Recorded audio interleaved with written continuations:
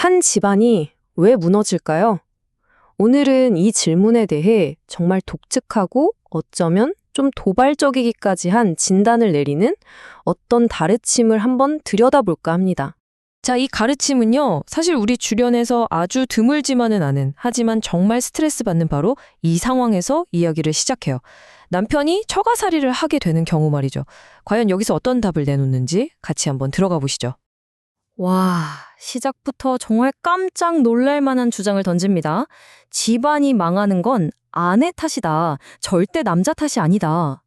이 한 문장이요, 이 철학 전체의 방향을 그냥 딱 정해버리는 거예요. 자, 첫 번째 주제.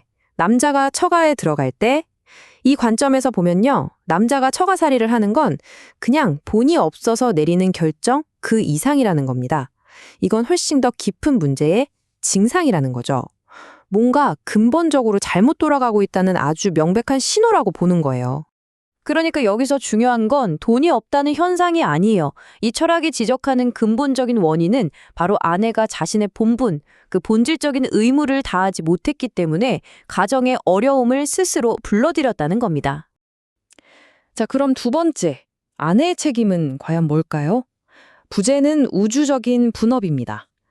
이제부터 이 가르침의 진짜 핵심이라고 할 수 있는 내용이 나오는데요. 바로 부부 각자에게 어떤 역할이 주어졌는지를 살펴볼 겁니다.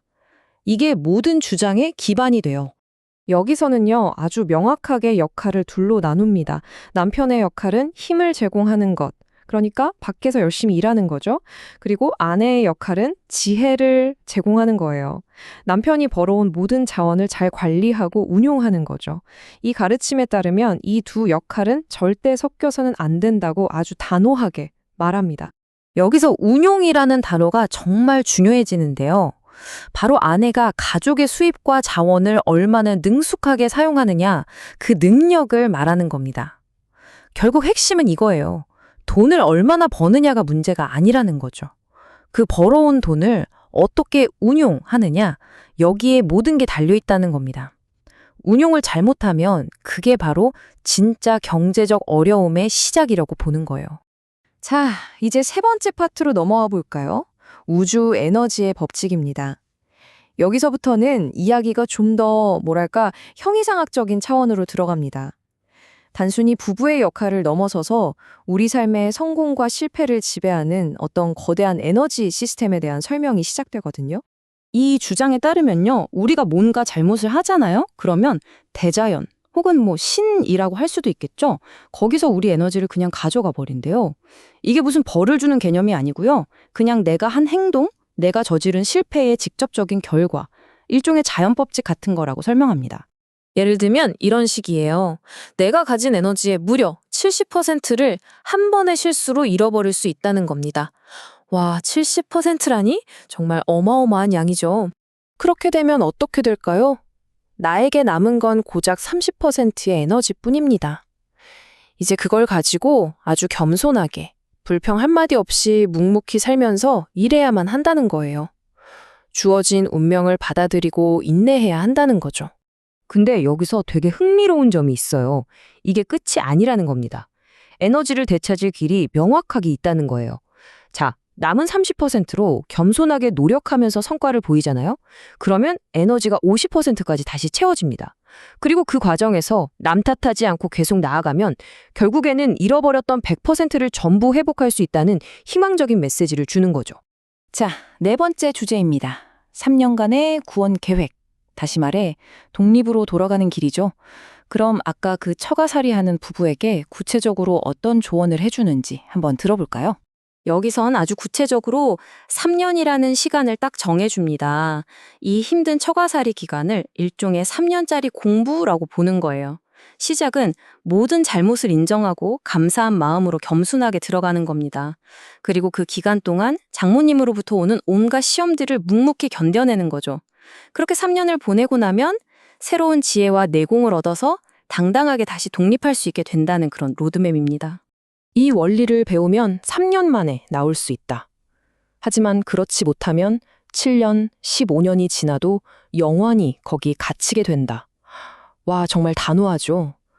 이 가르침에서 제시하는 마음가짐을 받아들이는 게 얼마나 중요하고 시급한지 아주 강하게 압박하는 대목입니다. 자, 이제 마지막 5번째 주제입니다. 아들의 조용한 의무. 바로 집안의 영원한 숙제, 고부 갈등을 어떻게 헤쳐나가야 하는지에 대한 이야기인데요. 정말 흔한 문제죠. 여기에 대해서도 아주 명쾌한, 어쩌면 좀 충격적인 해법을 제시합니다. 아내와 어머니가 싸울 때 아들, 즉 남편은 과연 어떻게 해야 할까요? 이 고전적인 딜레마에 대해서 정말 직접적이고 아주 놀라운 조언을 합니다. 자, 이렇게 하면 안 된다는 것부터 볼까요? 누구 편을 든다, 둘 사이를 중재하려고 한다, 내 의견을 말한다, 감정적으로 엮인다, 전부 다 틀렸다는 겁니다. 왜냐? 이 가르침에 따르면 아들은 이 문제를 해결할 지혜가 없기 때문에 끼어드는 순간 오히려 상황만 더 나쁘게 만들 뿐이라는 거죠. 어떤 형태의 개입이든 그게 바로 실수라는 거예요. 그럼 현명한 방법은 뭘까요? 정말 심플합니다. 싸움의 기운이 느껴진다? 그럼 그냥 조용히 집 밖으로 나가라는 겁니다.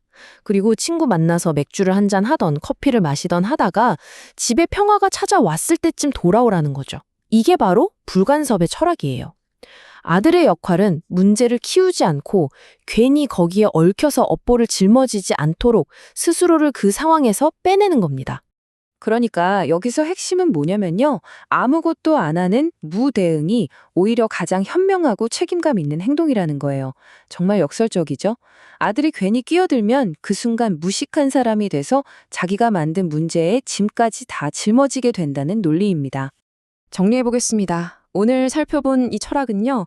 우리가 겪는 어려움, 특히 경제적인 어려움은 정해진 자기 역할을 제대로 못해서 우주의 에너지를 잃어버렸기 때문에 생기는 직접적인 결과라는 그런 세계관을 보여줍니다. 모든 건 엄격하게 개인의 책임이고 이걸 극복하려면 겸손해야 하고 또 잃어버린 걸 되찾기 위해 고난을 묵묵히 견뎌내야만 한다는 거죠. 점점 더 평등한 파트너십을 중요하게 생각하는 지금 세상에서 이렇게까지 역할을 날카롭게 나누는 철학은 우리에게 어떤 생각을 하게 만들까요? 책임과 잘못은 누구에게 있는 것인지, 그리고 회복으로 가는 길은 과연 어떤 모습이어야 하는지 한 번쯤 고민해 볼 만한 질문을 던져주는 것 같습니다. 오늘 이야기는 여기까지입니다.